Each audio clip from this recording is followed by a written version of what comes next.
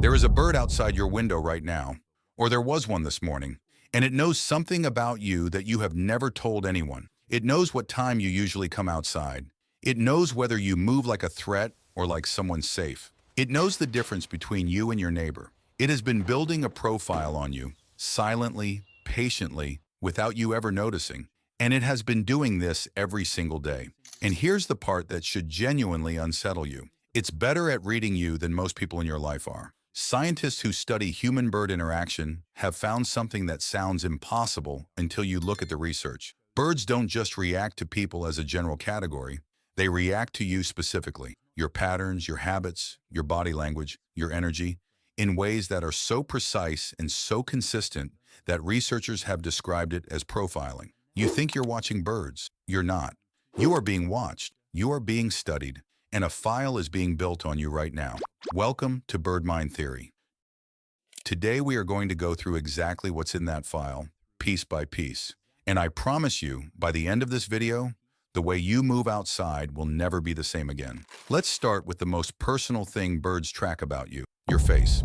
In a now famous experiment at the University of Washington, researcher Dr. John Marsloff and his team wore rubber caveman masks while capturing and banding wild crows on campus. The handling was stressful for the birds. After the birds were released, the researchers walked through the same campus, this time wearing different masks, not the caveman ones. The crows ignored them. Then researchers put the caveman masks back on. The crows erupted. Alarm calls, dive bombing, aggressive mobbing behavior, directed specifically at anyone wearing that mask. Not the other masks, not people in general. That specific face. Years later, crows on that campus were still reacting to the caveman mask. Crows who had never been captured were joining in the scolding because they had learned from the ones who had. The information about that face had been passed through the flock socially. Your face is in a database, not a digital one, a biological one, and it has been updated every single time you have appeared outside. The birds in your yard know your face. They know whether your face means food is coming, whether it means a threat is approaching, or whether it means nothing in particular, and they have been refining that classification for as long as you have lived there. The question is, what category are you in? Here's something that most people never think about. Birds don't wait for you to get close before they start assessing you. They start the moment you become visible, and in many cases they start even before that. Birds have a field of vision that most humans cannot truly imagine. Many species see nearly 340 degrees around them simultaneously, almost a complete circle. They process visual information at a speed that makes human perception look slow. While you are still 50 feet away, thinking you haven't disturbed anything, the birds already know you're coming. They've assessed your speed, your direction, your posture, and whether your movement pattern matches the person they've filed as safe or threatening. Research on flight initiation distance, the distance at which a bird decides to flee from an approaching human, shows something striking. Birds don't set a universal distance for all humans. They set an individual distance for each person based on that person's history. A person that birds have classified as consistently non-threatening will be tolerated at very close range. A person that birds associate with unpredictability or disturbance gets flagged much earlier. The bird begins its exit while you're still far enough away that you genuinely believe you haven't spooked it. You think you walked outside and the birds flew away for no reason?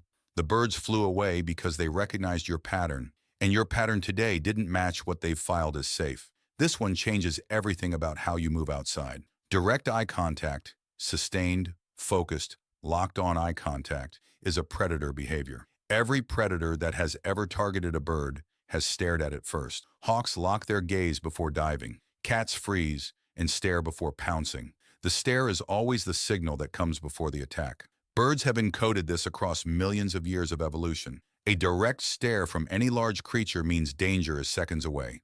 Research with European magpies confirmed this precisely. When a human approached while looking directly at the bird, the magpie fled at a significantly greater distance than when a human approached while looking away.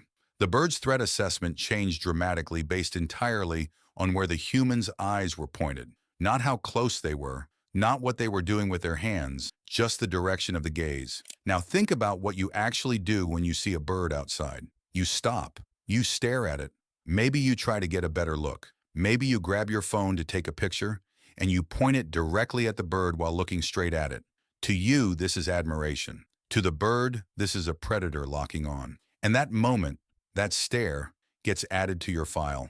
You are now the human who locks eyes, and the birds adjust their behavior around you accordingly for days afterward. The fix is simple, but it feels unnatural. Look at birds the way you look at something in your peripheral vision. Soft gaze, sideways glance, never directly. The birds that were skittish around you for years may start treating you completely differently within weeks. You cannot lie to a bird. Research on how birds read human body language has found that emotional state broadcasts through dozens of micro-behaviors that people do not consciously control. Movement speed, postural tension, breathing rate, gesture sharpness, the rhythm of your footsteps. A 2018 study found that when humans displayed tense, agitated body language around birds, the birds became measurably more fearful and less willing to approach, even when no threatening gesture was made. The birds weren't reacting to what the humans did. They were reacting to what the humans were in that moment. Think about two versions of the same morning. Same person, same yard, same clothes, same feeder. Version 1, it's Saturday. You slept well. You walk outside slowly with your coffee. Your movements are relaxed. The birds barely react. Version 2, it's a Tuesday before a stressful meeting. You walk outside quickly, your posture tight, your movements abrupt. The birds flush earlier. They stay farther away. They watch you longer before coming back. You didn't do anything different. Your state was different, and the birds read it with complete accuracy. There is even emerging research suggesting that some birds, particularly species with strong olfactory senses, may detect stress hormones released through human sweat. Your body chemistry when you are anxious is measurably different from your body chemistry when you are calm. And birds may be picking that up without any behavioral cues at all. You cannot perform calmness for a bird. You have to actually be calm. Birds are time-keeping animals at a biological level. Their entire lives are organized around predictable patterns: sunrise, migration seasons, food cycles. And they apply that same precision to the humans in their environment. Studies on urban crows in Japan documented that crows learned the daily schedules of specific people who fed them regularly.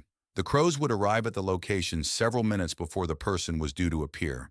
Not when they saw the person coming, but based purely on learned timing. They had internalized the schedule and were predicting future behavior based on past patterns. Your backyard birds are doing the exact same thing. If you go outside at a consistent time, they are already positioned and waiting. If you are inconsistent, sometimes 7:30, sometimes 8:15, sometimes you forget entirely, the birds have to recalibrate every time. That uncertainty costs them energy. And over time, birds reduce how much attention they invest in unpredictable sources. You think your irregular schedule doesn't matter? To the birds tracking it, inconsistency is data. It tells them you are not fully reliable, and they adjust their relationship with your yard accordingly. The people who have the most remarkable backyard bird experiences, the ones where birds land near them, feed confidently while they're present, even approach voluntarily, are almost always people who keep a consistent, calm, predictable routine. The birds have classified them as a fixed, safe feature of the environment. Birds track objects in human hands with the same intensity that they track human faces. The logic is evolutionary. A human carrying a long, forward-oriented object looks like a predator holding a weapon. A human carrying something pointed toward a bird looks like a predator about to strike. These associations are so deep that even completely harmless objects trigger the response if they are held in a particular way. Research on corvid responses to object-carrying humans found that crows increased their flight distance when a human was carrying something long and rigid held forward, like a broom or a rake extended in front of the body, compared to the same human carrying something neutral or carrying nothing. The object itself wasn't the trigger. The position of the object was. This is why bird watchers who lift binoculars toward a bird often cause it to flush immediately. To the birdwatcher, they are just trying to get a closer look. To the bird, a human just raised an object and pointed it directly at them. That maps onto predator behavior, and the bird is gone before the lens even focuses. The same applies to cameras, phones, even a water bottle held the wrong way. It's not what you're holding, it's the gesture. A forward-pointing, target-oriented movement from a large animal is threat behavior. The birds are not making exceptions for modern technology. So here is what is actually in your file. Your face, and cataloged and shared. Your timing, tracked for every deviation, your gaze pattern, assessed every time you look their way, your emotional state, read through signals you don't know you're sending, your movement speed and consistency, evaluated against a baseline they have built over months, the objects in your hands and how you hold them, checked against a threat library that evolution built over millions of years. Birds are not decorations in your yard. They are not background.